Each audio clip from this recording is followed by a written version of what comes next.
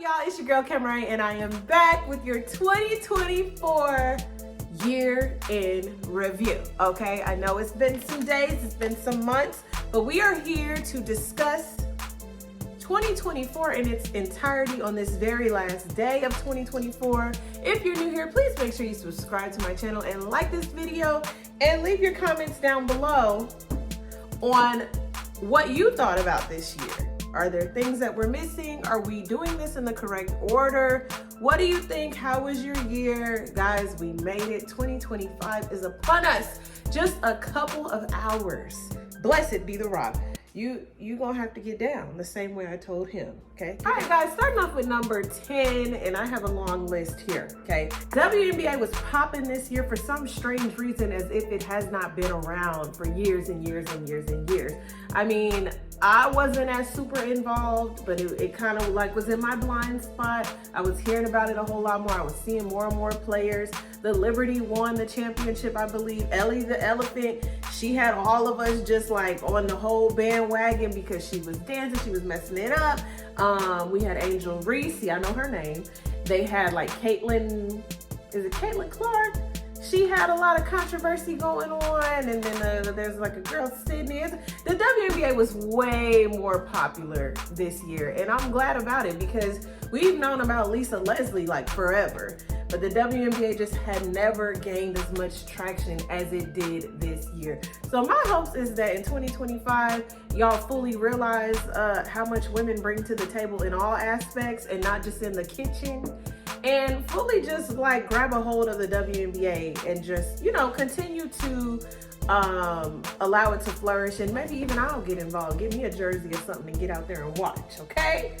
All right, at number 9, I will say that creators were thriving, okay? TikTok, it may be on its way out. I really don't think it is, but it just continued to do what it do. I mean, from Cadence Little Self, yeah, if y'all know Cadence, the real cute little black girl with glasses. She reminds me of Lavender from Matilda. She was popping, she was flourishing. Okay, London Charles with his stories and his series was flourishing. Risa Tisa, y'all remember in January and February, she had her story going and she was telling all of her story, and her videos was popping about some guy who had did her crazy, took all her money and did, I mean, just craziness, okay? But that video transpired into like a book deal because of her ability to storytell, because that is a lost art. A lot of people just cannot tell a story, okay? We also had, who were some other creators? I know the phrase of the year was very demure, very mindful, okay? But creators definitely did their thing. You know, I'm not a big TV watcher. I am more of like watching creators, and you know, I watch Fag Talk, and I watch Kev on Stage always, and I watch That Chick Angel, and I listen to The Read, and super excited and super proud of them, and you know, all of their success this year, and another year in the books, and then being able to meet Beyonce, and Sacred coming out, and Crystal and Kid Fury getting their hair done by Mama Tina. Like, that was a big thing. I'm trying to see what other creators. There's just a lot of creators doing a lot of big things, and you know, specifically for me, it's a big deal because that's the space that I want to be in. And it's just cool to see like what they flip it into, right? Like, I'm super excited for Rox because Rox just always is just so consistent. She's just a breath of fresh air for me. I know she said in her video that this year was tough, but she held a lot of us up this year just with her consistency and her positivity. So huge shout out to Rox as well. But yeah, number 9 definitely for me is gonna be the creators, and how creators just really spun and took all the things throughout the year. Is there anything else that I mentioned about creators? I know that they saying TikTok gonna go away. What do I think? I don't think that it is. I noticed today like a little STEM tab. There's like STEM, shopping, your followers or your friends, and then your For You tab. So I don't know what they're trying to do. I don't know if they're trying to make it educational. I don't know. But TikTok and creators are sitting at my number 9. At number 8, Megan Thee Stallion, or Meg Thee Stallion, and Nicki Minaj, they had a little, it was a real cute, like little subtle little feud the beginning of the year. And you know, the only reason I mention it is because Megan had such a great year to me. It was like vindication.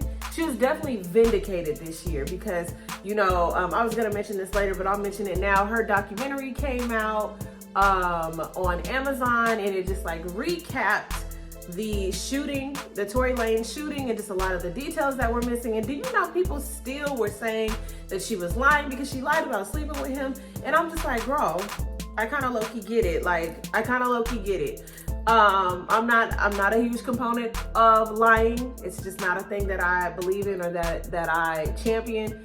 But, you know, sometimes you understand why people do what they do. But anyway, yeah, they had like a few. Megan Thee Stallion dropped her track Hiss, and that's what led to like her whole album of Cobra and just like this whole snake theme. And, you know, she was dropping all of these, it wasn't so subtle. She was dropping all of these jabs at Nicki Minaj. And Nicki Minaj came back with some song called Bigfoot. And I really just want y'all to stop with the jabs at women having bigger feet or women being taller, like, because it really just is a form of just enabling the patriarchy. Like, y'all are only doing that because in the modern and in the traditional sense, men are supposed to be bigger, taller, protectors, blah, blah, blah. But it's just not that. It's just not that. The Dove campaign should have showed you we're all shaped differently. We all, you know, before I go on a tangent, because I don't get on here much no more, so I don't want to go off, okay? But, yeah, Nicki Minaj thought she would come back with that. She kind of was like acting crazy on the live, and it just sounded like she was spiraling, and her song did not hit the charts. And I just never understood the feud with them because Nicki Minaj is older than me. And, you know, even in my position at work, I'm like 10 years older than a lot of the teachers at my school. And so I just feel like it's just not worth it sometimes. Like, it's just not worth it. Like, there's certain things that you've learned where you're just like, yeah, like there's a different conversation that can be had, and it doesn't have to be a feud. But, you know, I don't know. Nicki Minaj is not a DOS or a dean at a school, so I guess I get it. But I never see it for her. I just don't see it for her. I just don't see it for her. Megan Thee Stallion, I will say she had a great year. She was on tour. I did not get to go. Glorilla opened up for her. I think Flo Milli was there at some point, and Lotto was there at some point. The rap girlies had a really great year, which I will get into later on. But at number 8, I will go ahead and put the feud between them, because it wasn't just a feud between Megan Thee Stallion and Nicki Minaj. I kind of feel like it was a feud between like a whole generation of rap girlies against Nicki Minaj. It caused us to just question, like, where does your maturity lie? Like, what you doing? What you doing, sis? Like, is you cool? And number 7 is the unfortunate passing of so many influential Black artists, authors, creators, people who are prominent in music and Black Hollywood. I know there are a number of people, but I did want to go ahead and mention some of those that just like really shook me to my core, that passed away and who really like impacted Black culture. So like, obviously Frankie Beverly, you guys know we love to line it up and do a line dance to Before I Let Go. So he passed away. Mufasa himself, James Earl Jones, passed away, and that voice will always remember that voice, remember that tone. He passed away. Somebody who was like really popping in my time of coming up, just living in Columbus, Georgia, and then living in Atlanta for a little bit of college. Rich Homie Quan passed away, and that was just, it was so weird because I think the way he passed away was just like, he wasn't supposed to go yet, you know? So he passed away. B King, me living in Houston now, and just like, y'all know I love a good twerk. I love to go out. I love a good brunch. And he was really important to, or is really important to the music scene here in Houston. And he passed away. Nikki Giovanni, who is a very prominent African-American author, she passed away. Quincy Jones passed away. And I'm waiting on like a Quincy Jones biopic. For sure, for sure. If y'all see something moving back here, it is my dog that is by this tree, who should not be by this tree. What you doing? All right, y'all, coming in at number 6 is P. Diddy, and I really thought about moving him up higher because he's still going. He's the gift that keeps on giving. More and more things are coming out. And I know that in the Black community, we like to laugh at everything, and this is just really not funny no more. It just seems like a lot is going on. And I'm not understanding.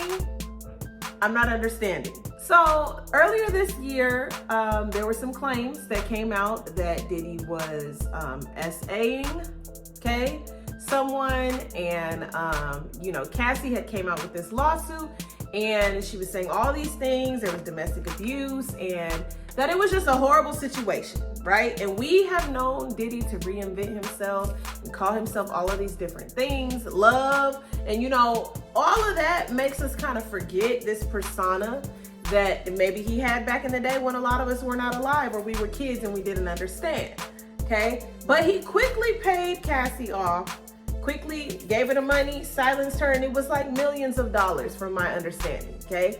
But he also came out with this video. He was like, hey, I'm not that guy, I didn't do any of those things, it is what it is.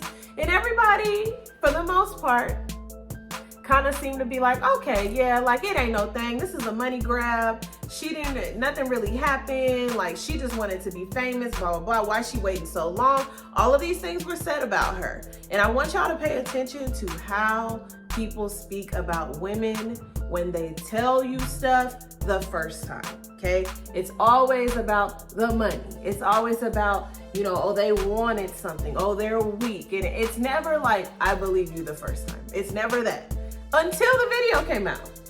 The video came out and Diddy was in a white robe going down the hallway, and he was dragging Cassie and kicking her and punching on her, all these alleged things. And I want to say allegedly, but I also know that we've seen it with our own eyes. And quickly, the video that he put out, we all began to lose respect, because it's like this 2024, this current time in America, we are very visual. We are very visual people, from TikTok to Instagram Reels to everything. We are scrolling all the time. We got to see it to believe it. And a lot of people decided to start to change their outlook on Diddy, and more things were coming out about him.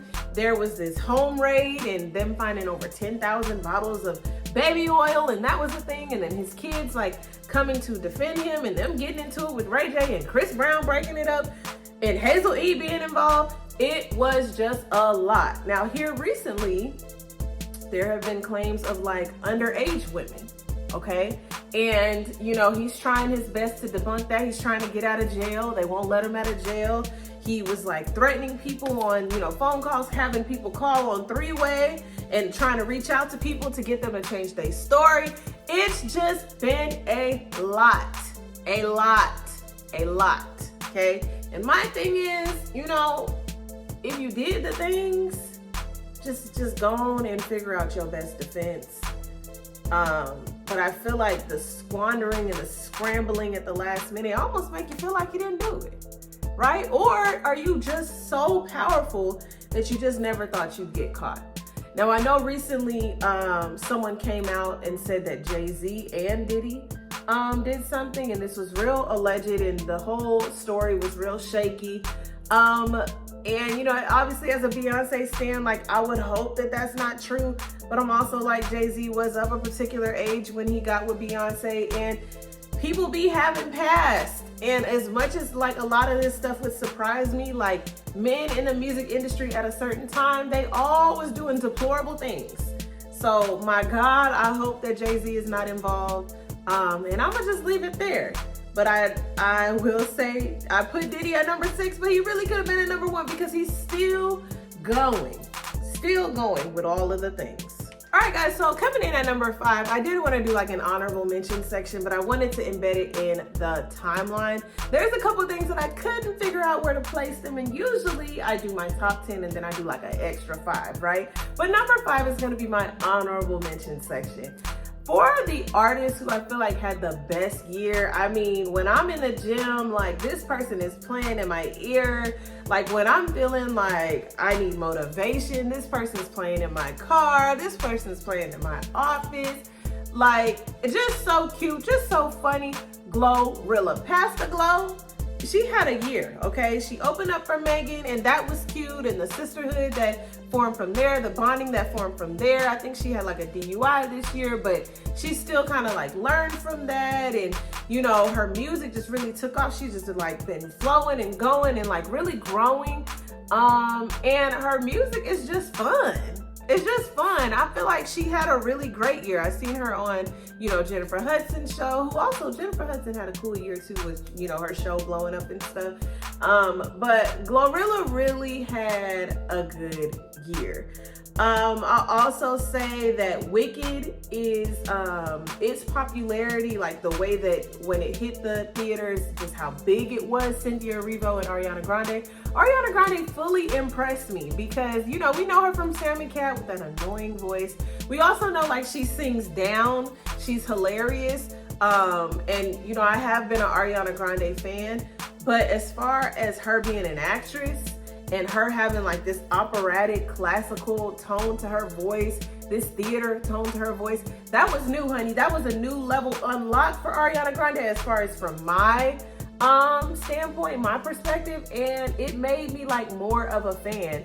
I will say I saw the movie twice. I went to see it one time on like an 8th grade field trip, and then the second time I went, I actually went the other day by myself because the whole story of Wicked, even me being like a music nerd back then, I'm not really no more, but a music nerd, we used to study like different musicals and watch them and stuff. I'm not really a theater nerd as much as I was like a choir nerd. So I didn't really get into Wicked like that. I know a lot of my music friends, they're gonna be looking at me crazy, but I didn't really get into Wicked like that. So when I went to go see it and understood the story of like why, Elphaba had to become how she was, I really was like, oh my gosh, like, am I Elphaba?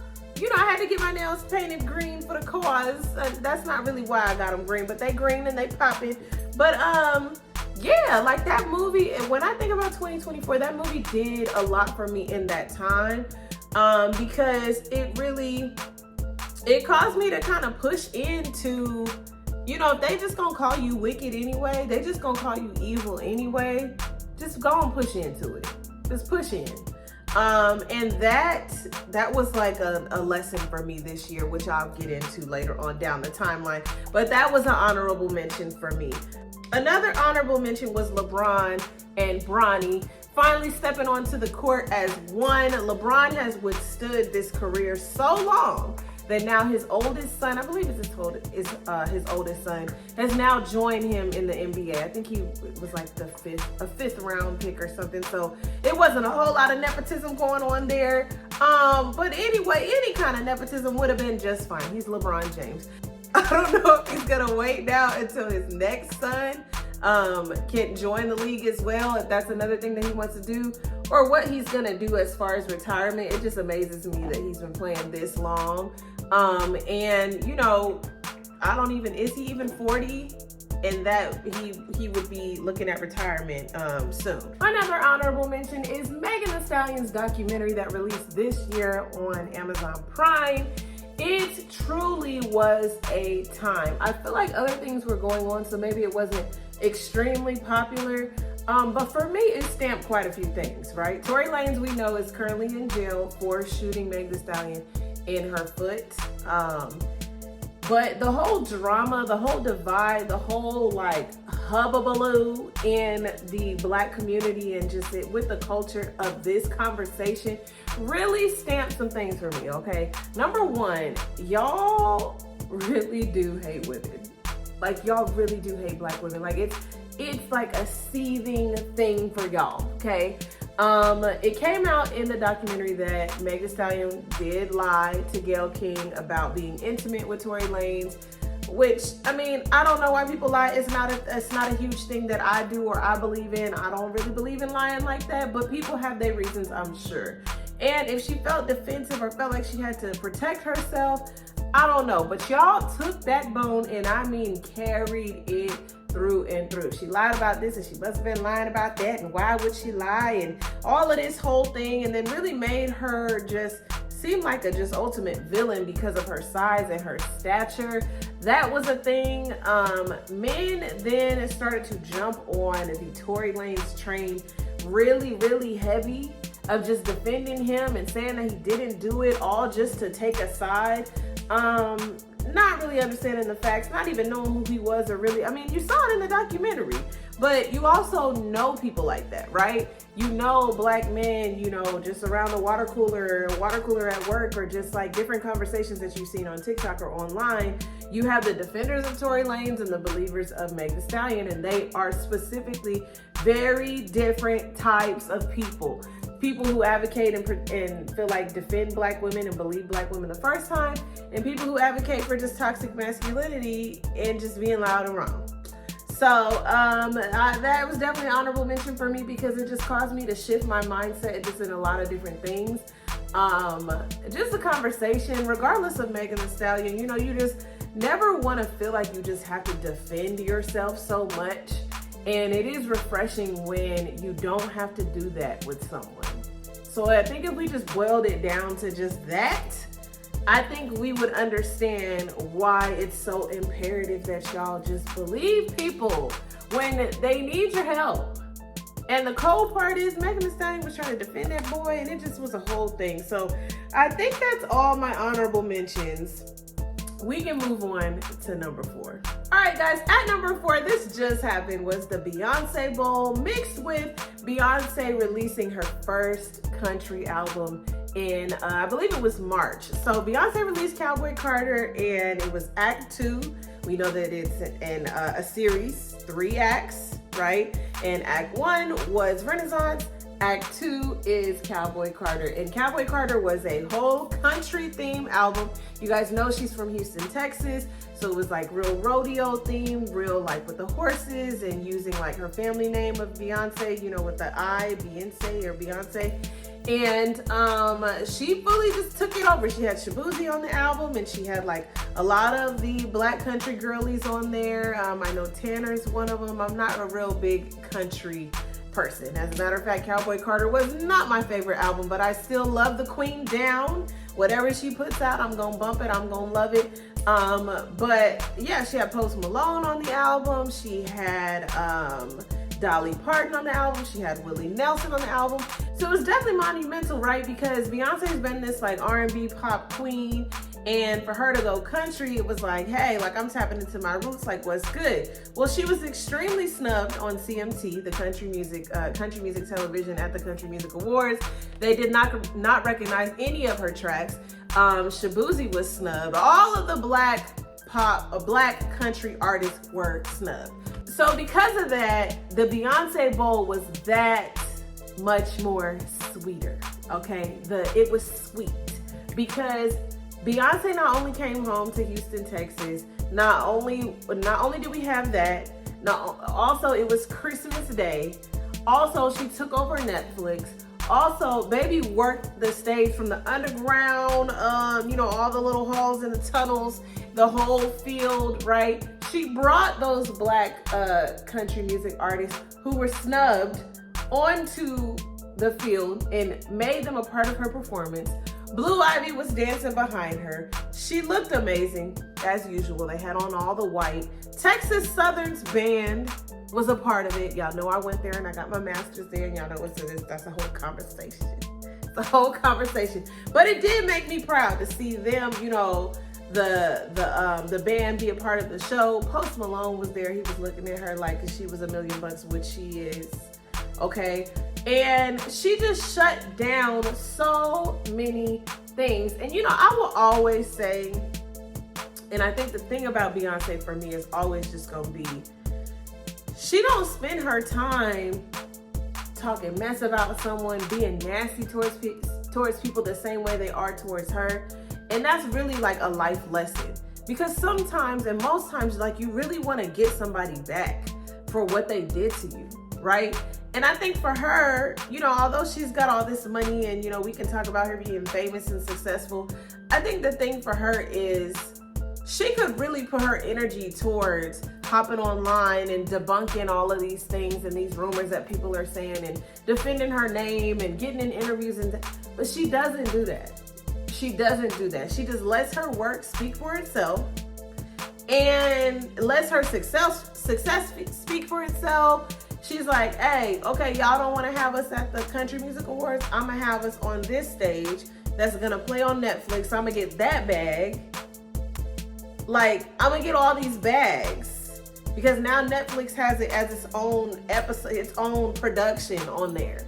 So not only was I part of the game, now I'm gonna get my own check from, and I would have got all that, and I wouldn't have got no check from attending your little raggedy awards. So it's stuff like that, okay? Just to speak from Beyonce Giselle Knowles Carter, just to say, you know, always be grateful. Best revenge is your paper. Best revenge is your paper, okay? So Beyonce Bowl definitely sits right there for me on this year, okay? Okay, bringing it in at number three. Number three, guys, we got Cat Williams on Club Shay Shay. See, y'all thought I forgot. And even though he kicked off the year with the mess, I will say he sits at the top because he really set the tone for what the year was gonna be, okay?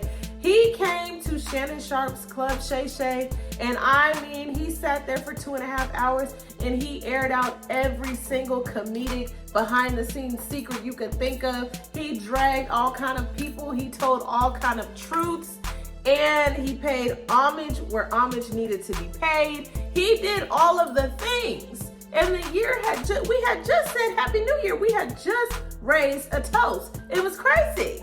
It was crazy.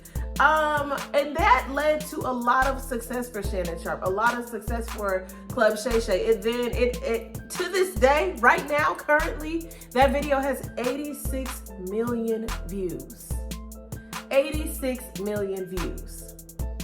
Club Shay Shay then became a place for people, for celebrities to just come and air it all out. He started having all kind of people on there, and I believe, you know, even before Cat Williams, he had other people on there, but nobody has had quite a successful video as much as Cat Williams did. Okay, you know, and then he went on to do some crazy type things, showing us how fast he could run and saying that he was the first ever to do blah blah blah, woo woo woo. And you know, Cat Williams is funny and extreme, and you know, has all the satire, and he went on to go on tour and perform and all of the things. But that interview truly shook up the internet. I mean, he was airing out all kinds, you know, Friday After Next secrets, and you know, just comedic secrets, and talking about comedians who have to be in wigs, and he just was saying all the things. He just was saying all the things. And Shannon Sharp, you know, he even learned to sharpen up his interviewing skills, and we thank God for that. All right, guys, sitting at number 2 is Vice President Kamala Harris and her fight to become president. So we already knew that it was an election year, and we were gearing up to support President Joe Biden and all that meant, right? We knew that he was getting up in age and he was sick, and you know, there were all these jokes about Sleepy Joe, but it was like either him or the alternative, right? So we were gearing up to support him, and then he dropped out of the race, and this is like August time frame, right? July or August. Well, Vice President Kamala Harris was like, okay, this is my time. Like, I'll put my bid in to be vice president. We all quickly jumped on having a first Black female president. And, you know, from that time, from late July to November, it was on. She literally had about 100 days to try to convince all of America that she was the best candidate. It showed us a lot, just as far as like being fully overqualified for a job and still not getting it just because of your race, because of your gender, because of your background, because of popularity. It showed us that America's just not fair. It showed us that a lot of Americans have just simply just lost faith in just leadership, period, and just would rather have somebody who's yelling out just anything, who seems like they're powerful and has money, be in charge, because we're all just poor right now. It was very eye-opening, but even in that time, it was a time to be alive. We even got to attend a rally in person here in Houston. We stood in line for like 3 to 5 hours, no lie. It was down at the Houston Dynamo Stadium, and we got in there and we hit, you know, the floor because we wanted to be near the stage. Beyonce came out, Kelly Rowland came out, Mama Tina came out, Jessica Alba came out, Willie Nelson came out, and Kamala Harris came out, and she spoke, and I just remember feeling like she's gonna do it. She's gonna do it. I remember saying we bought like Harris Waltz shirts, And Waltz was just like a fun-loving, like a teacher, a football coach. And I was just like, oh my gosh, like this is what you want to feel, right? But a lot of Americans did not. They didn't want the warm and fuzzy. They're tired of paying for stuff. They believed in what old dude was saying, and they showed that in their votes. I mean, that night of election night, it was so tragic to watch all of those states just turn red. And even states that were purple were now red. And I just was like, I think as a collective, we just was like, you know what? We just gonna let y'all have it then. We just gonna let y'all have it, and we don't want to hear nothing when it goes sour. I don't know if we'll be in that position again. I hope that we will, because, you know, the future is female. And as much as y'all don't want to hear it, it's just about time. All right, guys, you guessed it, sitting at number 1. Now, this is the most influential moment to me. The most influential moment has got to be Kendrick Lamar, and just the way that he just took 2024 and just held it right here in his pocket. Put in the comments if you know this reference right here. Okay, so if you were under a rock, J. Cole and Drake were on tour, right? Everybody's chilling, everybody's having a good time. Kendrick Lamar, hops on the track with Future and Metro Boomin. He drops this, his verse on, I think it was Like That. Was it Like That? The name of the song was Like That? Like That? Yes, Like That, okay? And in the verse, he says, F the big three, it's just big me, okay? And you guys know, historically, in the rap game, in the hip hop game, the big three is Drake, J. Cole, and Kendrick Lamar, okay? So he says that, J. Cole comes out with something, and you know, J. Cole's part of this is, at this point, it's very small, it's very minuscule, because he says his part, he feels bad, he's like, oh, this is not who I am. You know, he's a very conscious rapper. He's very like about the wife and kids, or about, you know, just about sanity, just about maturity. So he comes out and he apologizes on stage. I can't even remember if Kendrick went back at him, because the focus shifted to Drake.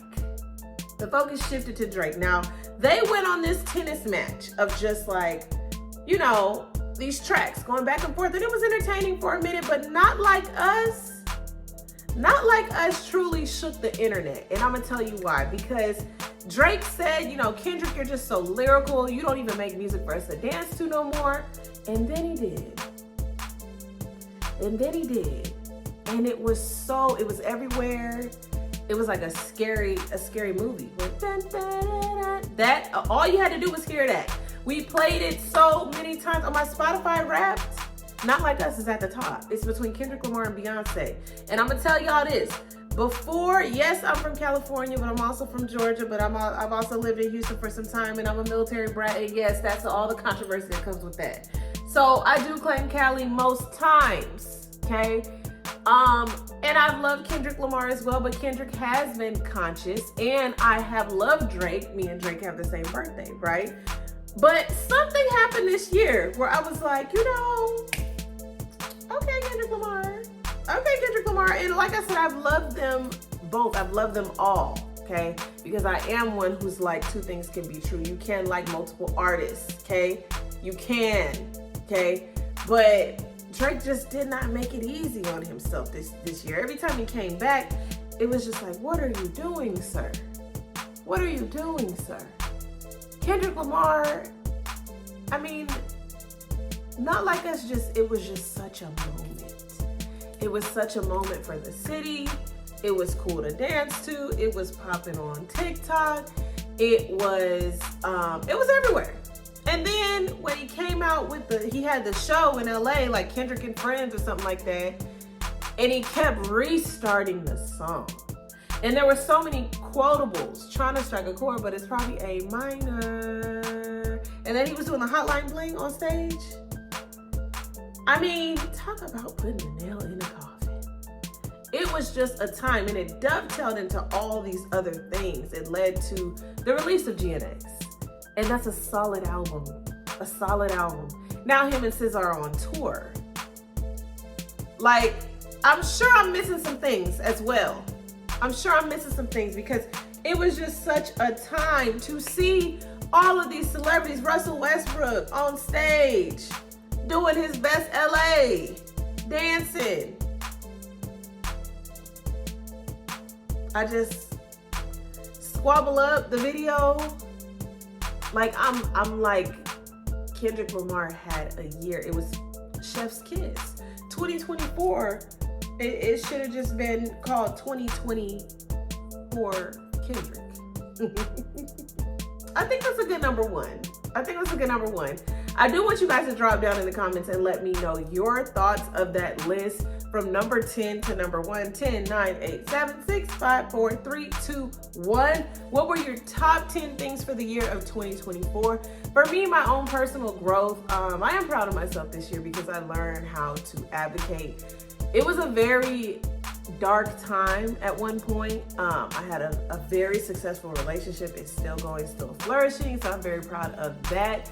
But I had some really hard lessons to learn in life, and a lot of things that I felt had always been there started to waver and started to shake and started to cause me to question just my own character and question my own, like, what I'm supposed to be doing in life.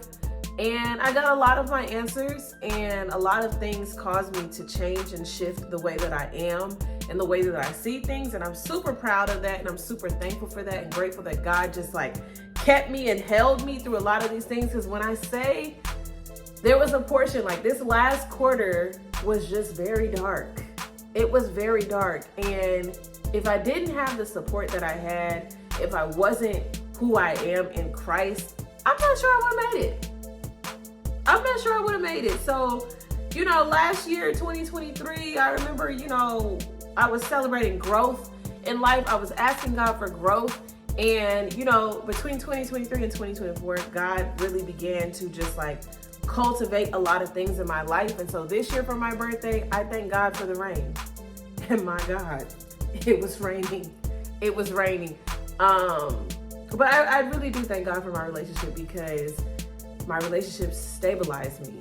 My relationship with my person, my relationship with God, and it just stabilized me when there was so much turmoil. So I hope that 2024 did not do y'all the way quarter 4 did me. I hope that you guys were able to find joy and happiness and peace. And if you weren't, I hope that 2025 brings those things. That's it, y'all. We are wrapping it up and we are ready to go. I'm Cameron. Thank you guys so much for watching this video. This is Cameron Music TV. Please make sure you guys leave your comments down below. Like this video and subscribe to my channel. That's all for 2024. And if I don't see you guys, and if you're watching this already in the new year, I want to say Happy New Year. I'm Cameron. This is Cameron Music TV, and I'll see you guys next time.